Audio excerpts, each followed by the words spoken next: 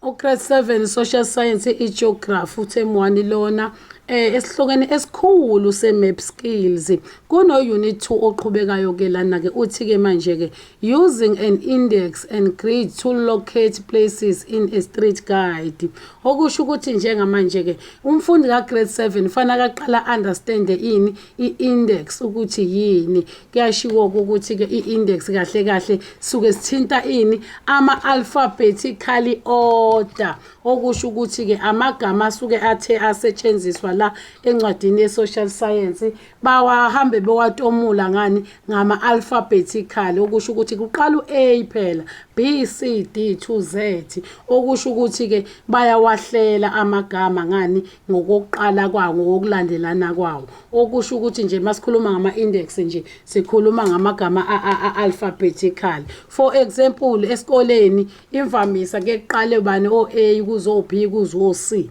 njengoba mina ngocebe ekhulu nje ngangihlezi ngiselistini phezulu njalo uzuyibuza ukuthi why umisi ehleze ebiza mina njalo kuqala akaqali ngani kabani kanti suke ehamba ngani ngeindex amagama ethu uwahlele in alphabetical order ama surnames ethu ama izibongo okusho ukuthi ke iindex ke kufanele kuyiunderstand kanjalo. Then kuze igrid ke njengoba sesichazile ukuthi igrid kahle kahle suke sibheka ini location igrid square ola sibheka khona ini ilocation yendawo ukuthi kuphi sikhuluma ngalama squares lawa avelayo la okuveza ini igrid. Umfundi ka grade 7 fanele angakulahli lokhu ngoba uzokhula nakho azayofika ka matric kuthiwa ke so sebenzisa ama grid ke to locate places in the street guide okusho ukuthi kahle kahle kune atlas lana ke yama street njengoba sishilo wathi ke kune atlas le atlas ke lena ke i street guide lesi esisilekelela khombisa ukuthi leyo ndawo leyo esithe yahlonzwa noma esithe yavezwa nayi imigwaqo etholakala phakathi lana ke ka grade 6 ke kuyashiwo ukuthi ke umfundi ka grade 7 ukwenzile lokho ukuthi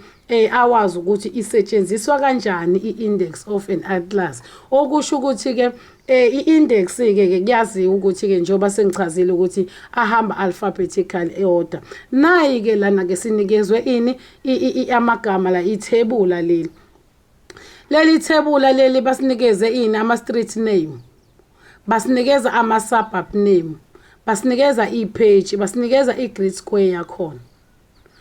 Njengamanje ke kunegama eliqhamukayo elithi suburb an area that forms part of a town or city. Ama suburbs ke lezi indawo kahle kahle lezi ezakhele amadolobha kakhulu too much. Imvamisa kuvamisa ukuhlala belungu sisho njalo sithi emajaldini ngoba idume kanjalo ngokolwimi lwesigodi ukuthi ama suburbs nje indawo lezi zasedolobheni othola kunama swimming pool izindlu zakhona imizi yakhona into kanjalo ama suburbs lawo. Then now sinikeziwe ke leli thebula leli njengoba usibona ke la basinikeza la in alphabetical order ukuze uthole ke i-index ukuthi isebenza kanjani uyawubona la kuqale ko M kwalandelo N iyaqhubeka phela ke ukuthi lana ke njengoba ubona kuthiwa main iwona vele uMA yoqalayo ukuqala uM ukulandela uMA uyazi nawo ama vowels A E I O U okusho ukuthi uA nje ulandela abani uA okusho ukuthi bakhombisa ukuthi ama indexes onke lawo uyayibona lento le asetshenziswe la base besitshela namagama ke lana ke kusetshenziswe ini iatlas lana ke njengoba ubona ke kuno page 13 kanje kusetshenziswe iatlas uMiss kumele aphathe ini incwadi ukuze izoveza kahle le lokhoza le atlas kodwa ke ungakhathazi ke lokho ukuthi opage 13 basholo incwadi basinikeza nama grid square ani elezo incwadi leyo lokhoza leyo map okusho ukuthi kahle kahle le thebula leli lipresenta le lokhoza le map le lipresenta le map le sisebenza ngayo le map le esisuka kuyona lipresenta le map le okusho ukuthi lana ke sebeyazivezela ukuthi ama street name i-main road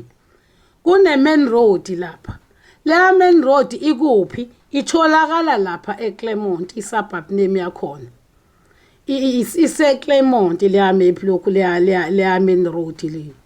uphethe 13 ke ingoba ngisho ukuthi kusetshenziswe incwadi kahle kahle street guide la thina ke street guide asisiphethe kodwa ke njengamanje sisebenzisa lokho esinako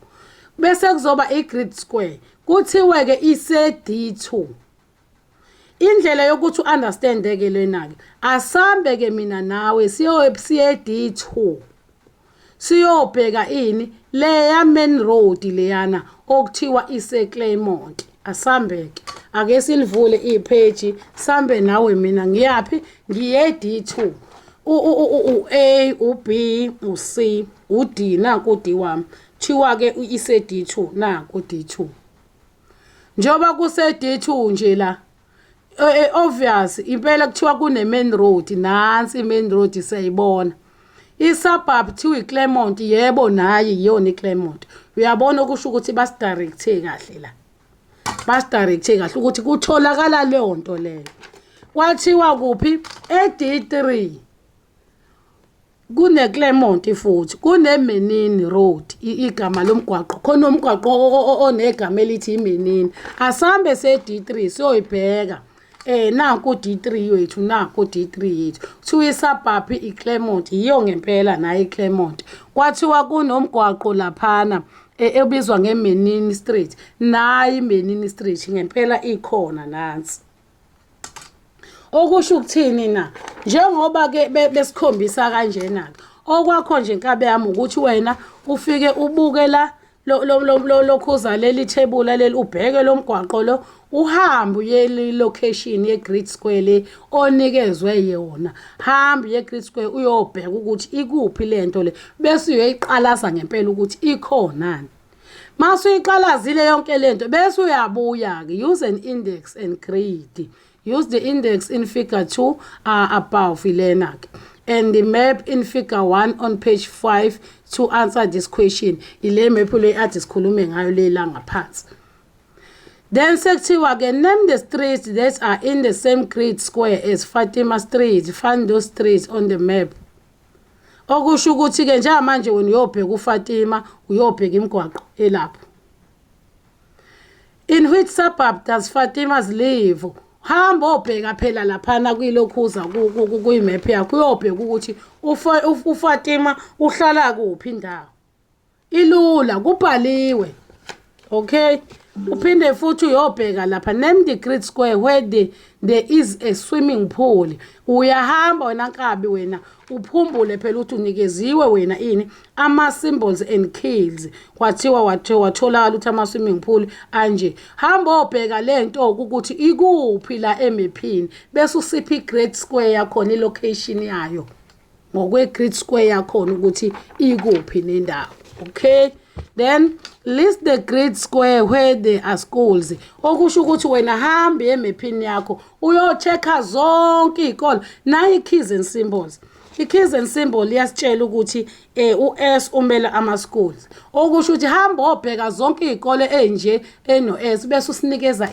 ama-grid square akhona ukuthi leza izikole amagama azo zithini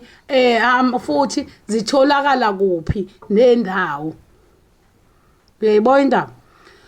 give the grid square for the following places i-Helpworm Park, i-Sahara Park, i-Road Memorial hamba obheka lezi indawo lezi uphinde futhi uyosinikeza ama-grid square ukuthi itholakala kuphi fill out the entry for the map index for the location on the Southern Sun Hotel use the table below street name hamba kuyobheka i-Southern Sun Hotel lana ke sitsheliwe ukuthi u-H upresent ama-hotel hamba phela uyobheka u-H ukuthi bakuphi naye i-Southern Sun uma usuyitholile i-Southern Sun hamba kuyothola ukuthi ke ikumuphi umgwaqo iseyinamuphi umgwaqo ikuphi nendawo ilokhuza iSouthern Sun indawo ekhona lapha ipage likuphi wena-ke ungakhathazi ipage ngoba yilo leli page upage 13 then i-grid square itholakala kuyiphi-ke i-location ngokwe-grid square i-grid square sikhuluma ngalezi zinto ey'kanje D1 D3 D1 C1 yebo ilezo zinto ey'njalo itholakala kuphi